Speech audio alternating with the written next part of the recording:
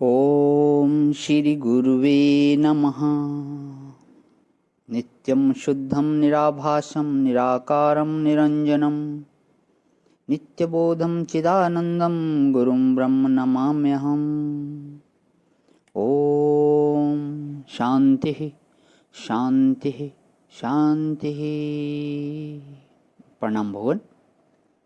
केनोपनिषद स्वामी श्री अखंडानंद सरस्वती जी महाराज का दिव्य भाष्य, जिसमें भगवान हमारा आज मंत्र नंबर 2 की व्याख्या गुरुदेव के उत्तर जो कान का कान है। तो मंत्र था कि श्रोत्रस्य श्रोत्रम मनसो मनो यत वाचो हि वाचम स उ प्राणस्य प्राणाश्च चक्षुः चक्षुरति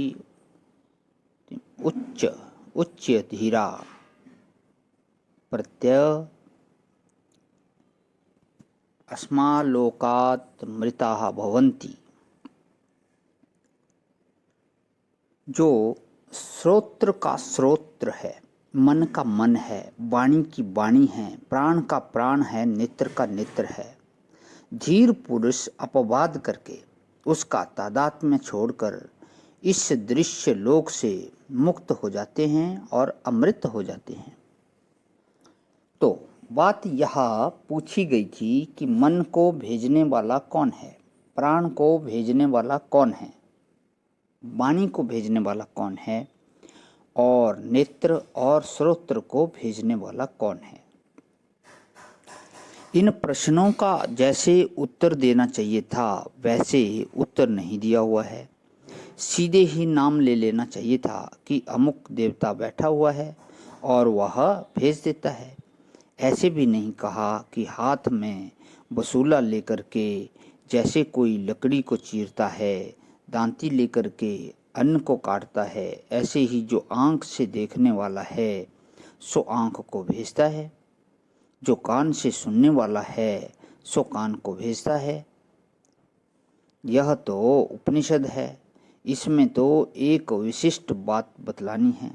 आप देखो, जिसके आँख नहीं है ऐसे शरीर में भी ज्ञान तो देखने में आता है। जैन शास्त्र में तो इसका बड़ा भारी निरूपण है।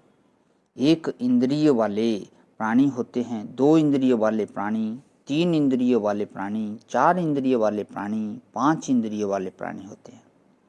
सबके 5 ही इंद्रियां नहीं होती।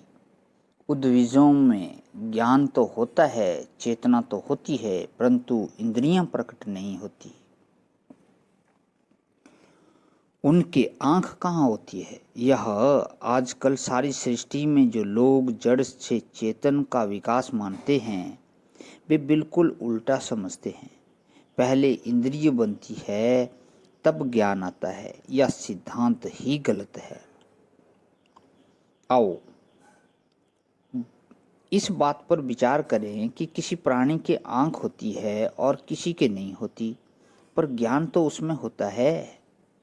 एक बात, मनुष्य में ही कोई आँख वाला होता है, कोई अंधा होता है, पर उसमें भी ज्ञान होता है।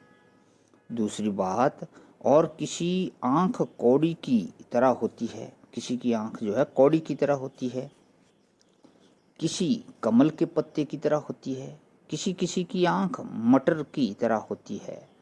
आँखों की शक्ल अलग अलग होती है, पर रूप तो सब देखती है। भंवरा भी रूप देखता है और बिल्ली भी रूप देखती है, हिरण भी रूप देखता है, मनुष्य भी रूप देखता है, पर आंखें सबकी अलग अलग ढंग की होती हैं। किसी की मंदी होती हैं, किसी की तीक्ष्ण होती हैं, किसी की होती ही नहीं है, परंतु ज्ञान तो सब में होता है। तीसरी बात, इसका मतलब यह हुआ कि आंख की बनावट के साथ ज्ञान का कोई संबंध नहीं है। किसी का कान दूर तक सुन लेता है और किसी का कान मंदा सुनता है। कोई बहरा होता है परंतु ज्ञान तो सबको होता है। इसी प्रकार किसी की नासिका में गंध मालूम पड़ता है, किसी की नासिका में नहीं मालूम पड़ता है। कोई नाक वाले प्राणी होते हैं, कोई नहीं होते हैं, परंतु ज्ञान तो सब में होता है। आत्मा नाक के द्वारा सूंघने वाला है, आँख के द्वारा देखने वाला है, कान के द्वारा सुनने वाला है, यह बात कहना अविष्ट नहीं है, क्योंकि यह तो सामान्यता सभी को ज्ञात है। उपनिषद को तो विशिष्ट बात समझानी है। प्रणाम भगवान। आज यहीं विराम इस अध्याय का कर लेता हूँ। ओम शांति शांति शांति। प्रणाम भगवान।